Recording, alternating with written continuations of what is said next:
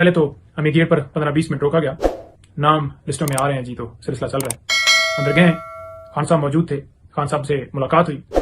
खान साहब मिलकर बड़ा खुश हुए और उसके बाद जो है अदालत जो है वो लगी। थोड़ी देर के बाद जज साहब जो है वो आए। बड़ा हॉल है वहां पर, तो मेरा ख्याल में कैपेसिटी जो है वो कोई 1000 से ज्यादा बंदों की होगी। वहां पर इजीली जो है वो लोग इतने जा सकते हैं, बहुत बड़ा हॉल है। लेकिन फैमिली की जो है वो इजाजत थी, जिसमें खान साहब की जो बहनें हैं और दीगर 1-2 लोगों को जो है वो इजाजत थी। और इसी तरह से हमारी तरफ से 3-4 हम वकला जो है वहां पर 5 होंगे मौजूद थे। और समाअत शुरू हुई। समाअत के अंदर प्रोसिक्यूटर साहब ने रिमांड की इस्तदा की और हमने उसको अपोज किया, क्योंकि इससे पहले इमरान खान साहब को बार बार कह रहा हूं, यहां पर नैब में नोटिस भेजे गए और बार बार आकर खान साहब पेश होते रहे और 4-4, 5-5 घंटे। और ये सिलसिला सिर्फ खान साहब की हद तक नहीं, उनकी अहले खाना साहब खातून अव्वल बुशरा बीबी साहबा के, उनको भी नोटिस भेजे जाते थे और उन्होंने भी आकर यहां पर 2-2, 3-3 घंटे सवालात के जवाब दिए। तमाम डॉक्यूमेंट्स उनके पास मौजूद हैं, उसके बावजूद वही डॉक्यूमेंट्स मांगे जाते हैं, वही सेम सवाल किए जाते हैं। इससे पहले 9 मई को जब इमरान खान साहब को इस्लामाबाद हाईकोर्ट से अगवा किया गया था, उस दिन भी खान साहब से जो है जब उन्होंने रिमांड लिया था तो तमाम सवाल पूछे थे। अब उसके बाद दोबारा खान साहब को, आपको पता है कि दीगर मौकों पर बुलाया गया और हम उनके साथ होते और उनसे सवाल पूछे और उन्होंने जवाब दिए।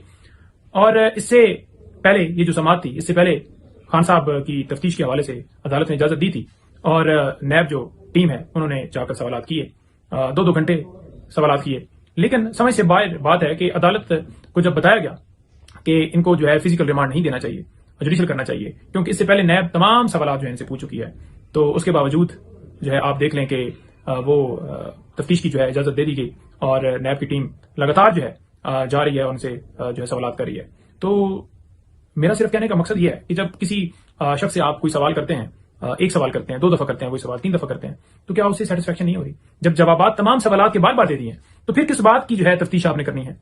अदालत की मर्जी थी, अदालत ने इजाजत दी। बेसिकली थोड़ा सा ऐड कर देता हूं, डिटेल बाद में बताऊंगा कि ये जो अलकादर ट्रस्ट केस है, इसके अंदर इमरान खान साहब ने 1 रुपए का बेनिफिट ना लिया है, ना कोई एग्रीमेंट के अंदर वो शर्त थी कि वो किसी तरह से या उनकी मिसेज जो है वो किसी तरह से बेनिफिट ले सकेंगी। अजीब सवाल किए गए उनसे, बीबी साहबा से, कि आप जो है वो तनख्वाह क्या लेती थी, क्या वहां पर एज ए टीचर थी, इस तरह के सवाल।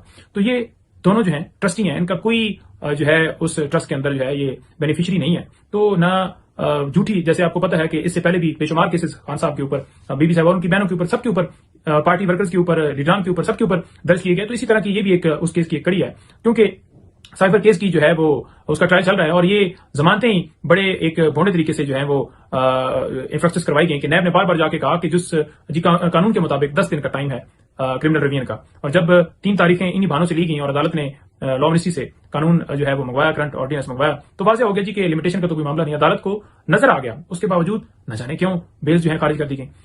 इससे पहले जो बेल्स खारिज हुई थी, सॉरी रिवीजन खारिज की, इससे पहले जो बेल्स खारिज हुई थी नीचे से, वो इस बुनियाद के ऊपर हुई थी कि खान साहब अदालत में पेश नहीं हुए। हालांकि अदालत ने हुक्म देना था, सिक्योरिटी के इंतजाम सरकार ने करने थे और अदालत में पेश करना था, लेकिन ऐसा नहीं किया गया और इस बुनियाद के ऊपर अदम हाजिरी के ऊपर खारिज की गई। बदनीति सिर्फ ये थी कि जनाब इमरान खान साहब एक केस से रिलीज हो, बेल उनकी, तो दूसरे केस में गिरफ्तार कर लिया जाए। और ये हुआ कि ऊपर 1 महीने से भी ज्यादा टाइम लगा उन रिवीजन के ऊपर फैसला होते होते।